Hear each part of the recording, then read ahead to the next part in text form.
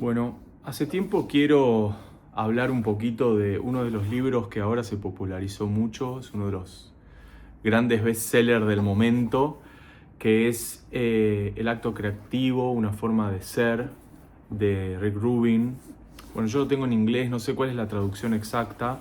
Siempre que puedo trato de leer los libros en el idioma original. Tengo muchas cosas para decir sobre este libro, tengo muchas cosas para reflexionar al respecto, porque me atraviesa desde varios lugares. Número uno, como artista, como músico y además como académico, ¿no? O sea, tengo un doctorado en ciencia política, me he dedicado muchos años a leer y a leer cosas académicas.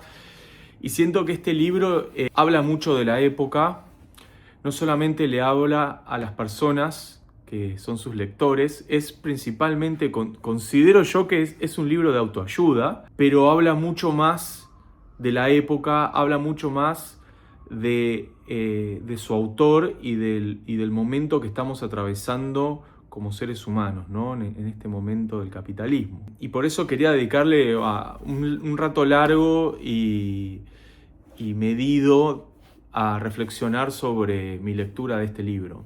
En primer lugar, me parece que está muy bien escrito, como 10 de 10, muy bien escrito.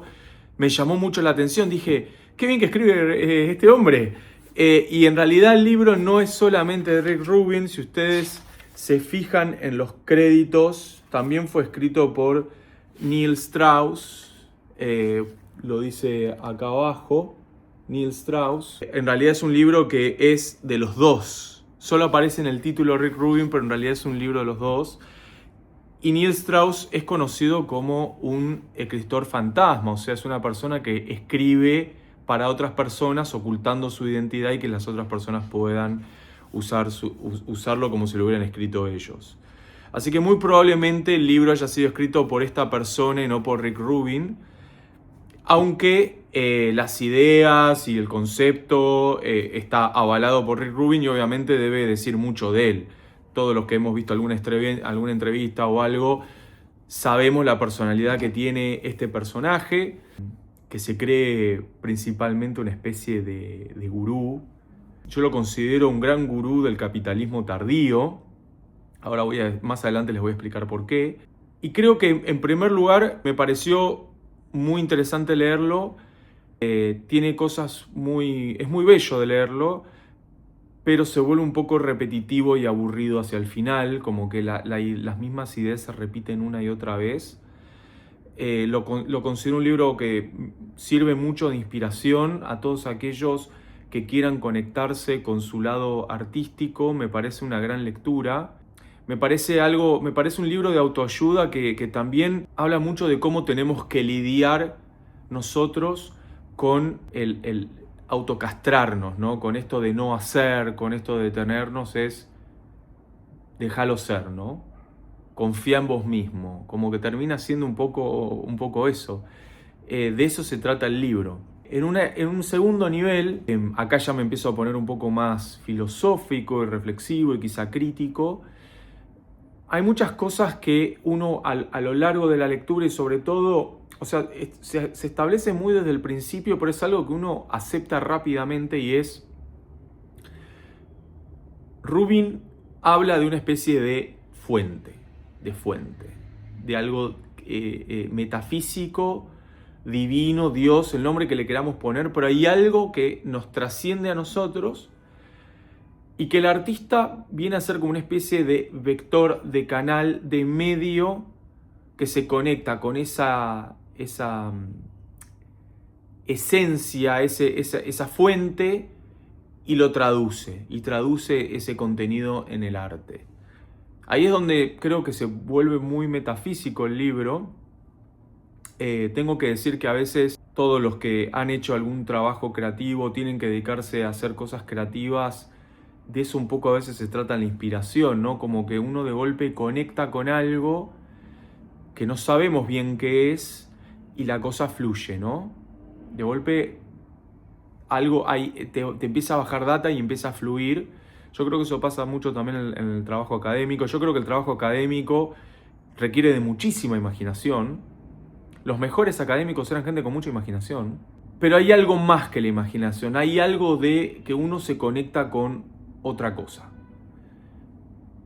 Y ahí es donde creo que hay mucho para decir al respecto, ¿no? Sobre lo que el libro dice y no dice sobre la metafísica, lo que dice y no dice sobre la teología, lo que dice o no dice sobre la relación de los artistas, de los seres sensibles, con aspectos no visibles, no tangibles de la realidad. Creo que eso se asume como dado, y me parece que hubiera sido un tópico muy interesante como para explorar. Creo que ahí Rubin no le interesa explorarlo, simplemente le interesa como que las personas encuentren como ese músculo o esa forma de encontrar, porque el artista no solamente es ese vector, sino que tiene que encontrar continuamente la forma de poder conectarse con eso que lo inspira, con eso que lo hace hacer arte, con eso que lo hace cambiar de arte, con eso que...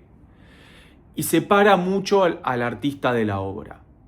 Y ahí yo creo que uno puede tener, hay muchos argumentos, es un lindo debate, lo de la separación del artista y la obra. Yo con el tiempo he aprendido a separar al artista de la obra. Creo que incluso las obras de artistas que deben ser cancelados muchas veces tienen éxito porque el artista está conectando con algo que quizá no queremos de nosotros mismos, ¿no? Y creo que ese es un tópico muy interesante también para reflexionar. No sé si es el interés de este pequeño video ensayo, pero sí, los artistas van haciendo a lo largo del tiempo obra y tienen derecho a cambiar, a veces la obra puede gustar o a veces no. Y yo creo que ahí eso es algo que me gustó mucho del libro, uno tiene que aprender a desprenderse de las cosas que uno hace. Si pensamos que cada cosa que hacemos es la vida o la muerte, es el fin del mundo, entonces no lo hago, tengo miedo, entonces uno nunca hace. Y yo creo que uno tiene que aprender a soltar, a hacer y que la cosa tome su curso. Y ya está. Ahora esa es otra crítica que le voy a hacer. Sí, como artista, uno a veces tiene la obra y no sabe qué hacer con la obra, porque en los circuitos del arte, tanto de la música como la pintura, yo tengo mi obra y ¿qué pasa?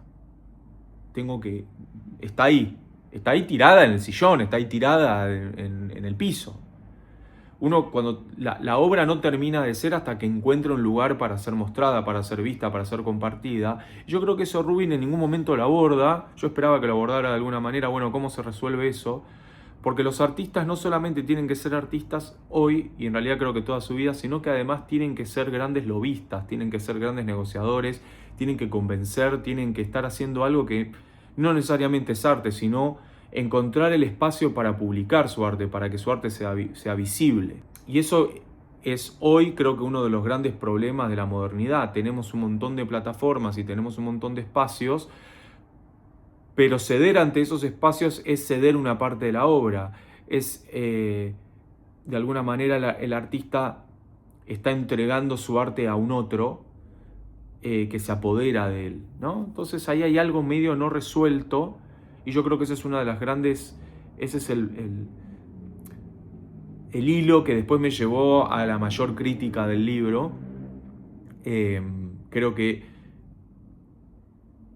nosotros hoy somos todos creadores, somos todos, el sistema quiere que todos seamos creadores, quiere que todos seamos artistas, quiere que todos seamos fabricantes de contenido, porque el arte se convierte en contenido.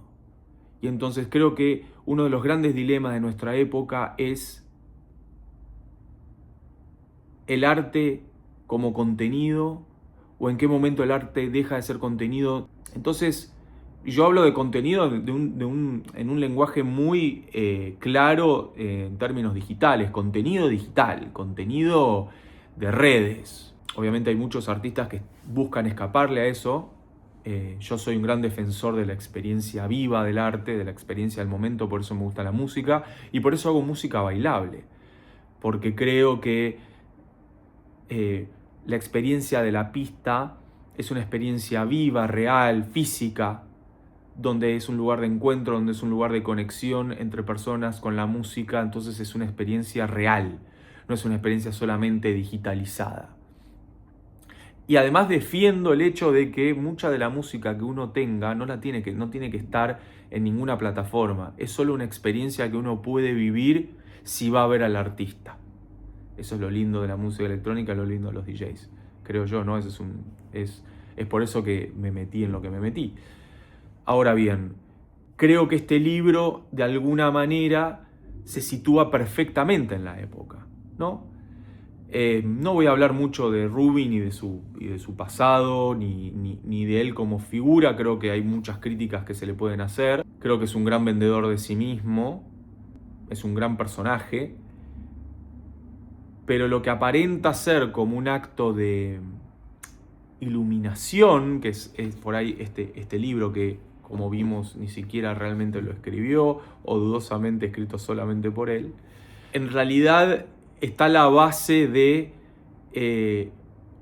cómo el sistema quiere que nosotros nos comportemos.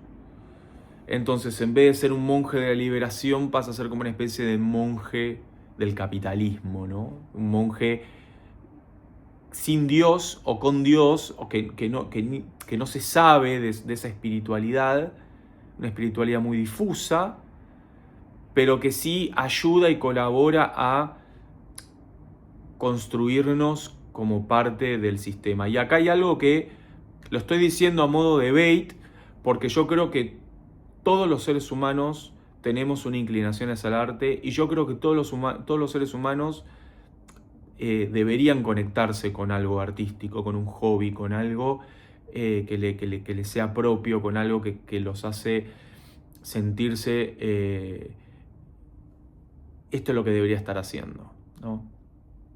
Es muy linda la experiencia de estar haciendo algo y decir, esto es lo que yo debería estar haciendo. Y eso a veces pasa o con el deporte o bueno, yo creo que cuando Messi empezó a jugar al fútbol, de golpe era lo que tenía que estar haciendo, ¿no? Es un regalo para muchos, por ahí puede ser una maldición, una condena, pero de golpe estar haciendo lo que tenés que estar haciendo y sentirlo. Y yo creo que el arte es un gran canalizador de eso. Hay gente que encuentra, acá puedo estar haciendo eso. Y no necesariamente el arte tiene que ser una fuente de vida y de dinero. Esto es algo en lo que coincido también con el libro y con Rick. Yo creo que hay una falsa visión hoy, sobre todo de muchos artistas que viven del arte. Hay una crítica a quienes hacen arte y no viven del arte. Y esa es una crítica que me parece un poco vacía, ¿no? Como yo vivo del arte, soy mejor artista. Todo lo contrario, por ahí es al revés, ¿no? Como las pretensiones que tenía Platón de su república maravillosa, era gente que justamente los que hacían las cosas no tenían necesidad de hacerlas, lo hacían porque era virtuoso en sí mismo. Y yo creo que no hay nada mejor que una persona que no tiene la necesidad de hacer arte, que haga arte, porque también es algo virtuoso. Yo creo que es virtuoso todo, ¿no? Porque también cada pieza refleja algo del artista, y yo creo que muchas veces las personas no solamente conectan con el arte, sino con el artista. Y creo que eso es el circuito entero de la obra, ¿no? Conectar con algo del artista, me parece que también hay algo, y creo que eso es algo hoy de cómo funciona el mundo. La gente quiere saber más de los artistas, quiere saber más de las personas, porque hoy con todo la inteligencia artificial, el AI Slope y todo el contenido artístico, entre comillas, que se puede hacer a través de inteligencia artificial, yo creo que la gente está buscando conectar con el hacedor de una obra, el porqué de una obra.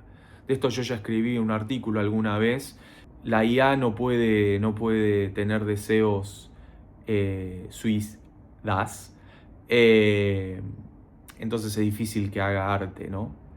Porque para que la IA pueda hacer una verdadera obra, pueda ser un verdadero artista, tiene que sufrir desamor, tiene que morírsele un pariente querido, tiene que sufrir, tiene que ser feliz, hay un montón de sentimientos que implican positivos y negativos, que eso es la experiencia humana. Ahora, si vamos a dotar de experiencia humana a una inteligencia, bueno, casi que lo estamos haciendo un humano, y creo que no es la idea de la IA por ahora. Cuando la IA pueda sufrir y pueda vivir todo lo que vivimos los humanos, bueno, quizá ahí haga arte que tenga sentido y bueno, por ahí podamos apreciarlo en ese momento. Pero ahora, volviendo al punto, creo que hay algo de cómo nosotros conectamos con el arte y con el artista que también tiene que ver mucho con la época, con una época en la cual todos estamos expuestos y buscamos aprobación, ¿no? Porque esa es la dinámica de las redes sociales, esa es la dinámica de la dopamina y la serotonina que de a poco se ha ido haciendo un hábito y una costumbre a través de los dispositivos digitales, buscar aprobación de afuera, ¿no? Tener los likes y tener los retweets y tener todas estas cosas cuando nos exponemos. Que es un acto artístico en el fondo, ¿no? La fotografía es artística, entonces cuando uno sube una foto y quiere ser lindo, entonces uno no deja de ser como un modelo, ¿no? Me subo una foto para mostrarme. Esto es algo que es muy común, no sé, en el género femenino o en tantas otras personas que se exponen a partir de su belleza física, están haciendo un acto de alguna manera que consideran artístico, ¿no? Porque posan, se sacan una foto, tratan de verse lindos y se exponen al mundo. Entonces están haciendo un contenido pseudo artístico quizá, ¿no? Como siendo musas de otros. Ahora, en ese mecanismo hay algo medio perverso, porque no termina de ser una obra de arte, no termina, a quienes nos exponemos no son personas que buscan apreciar artísticamente, entonces todo termina siendo un poco oscuro y perverso. Y creo que ese es un gran problema de las redes sociales y creo que ese es un gran problema de lo que vale la pena plantear en el momento en el que se publica este libro. Un libro en el que se sitúa en una época donde todos quieren ser un poco artistas y me parece bien porque las herramientas tecnológicas se hacen más accesibles para todos, por eso hay tantos DJs y tantos productores y lo celebro. Ahora, ¿qué significa eso otro también? Bueno, que también estamos haciendo contenido slop. Los humanos estamos haciendo contenido slop. Ya no es solamente la IA la que hace slop, somos los humanos haciendo contenido basura, contribuyendo a la basura, y entonces es muy fácil confundir esto es algo que yo hice y me salió a hacerlo de esta manera con contenido artístico. Entonces empiezan a desdibujar las fronteras de quien realmente está tratando y hace un trabajo de fondo y trata de encontrar esa conexión como tal lo plantea acá Rubin, y la gente que mal lee este libro o mal lee los síntomas de la época y creen que están haciendo arte cuando están haciendo cualquier otra cosa. Y también me pone a reflexionar en torno al público, a la audiencia, porque todos sabemos que es más difícil hacerle escuchar a un público música clásica, Beethoven, Mozart, que hacerles escuchar algo mucho más sencillo y popular. No todas las formas artísticas son iguales. No estoy diciendo que todas las formas artísticas deberían ser iguales, pero sí creo que para desarrollar determinados tipos de gustos uno tiene que ir mejorando el paladar, tiene que ir escuchando cada vez más cosas, tiene que ir aprendiendo y educándose, y tiene sentido que personas de determinado nivel de educación o determinado desarrollo de paladar o sensibilidad tiendan a gustarle cosas más complejas, y me parece que ese es un fin en sí mismo interesante para plantear a la hora de hablar de cultura, de desarrollo, etc. Y esas son cosas que no se hablan en el libro. Todo el tiempo es la persona, el uno, que conecta a uno con la cosa. Y ahí es donde yo creo que es como la crítica que le hacen muchos orientales y muchos monjes tibetanos a la práctica de yoga en Occidente. Toman una cosa pero no toman todo. Estoy tomando lo que quiero de eso, pero no tomo todo el estilo de vida. Y al mismo tiempo, el estilo de vida que propone acá, y es difícil porque estamos saturados, porque vivimos constantemente en una situación de explotación visual cognitiva, y creo que en realidad la verdadera labor que queda de acá para adelante para ser verdaderamente creativos, para hacer verdaderamente arte, es aprender a hacer no solamente un trabajo como el que propone acá, sino un trabajo mucho más profundo, espiritual y de conciencia para poder realmente hacer contenido y arte de manera significativa y que sea una contribución significativa al presente, y evitando que también los tentáculos de las plataformas se apoderen de eso. Creo que ese es el desafío y eso es algo que no se habla en el libro. Así que bueno, esa es mi crítica de el acto creativo de Rubin y Strauss. Espero que les haya gustado. Bueno, si les gusta este contenido, por favor síganme, denme like. Y si realmente va bien, bueno, seguramente siga haciendo este tipo de contenido. Muchas gracias.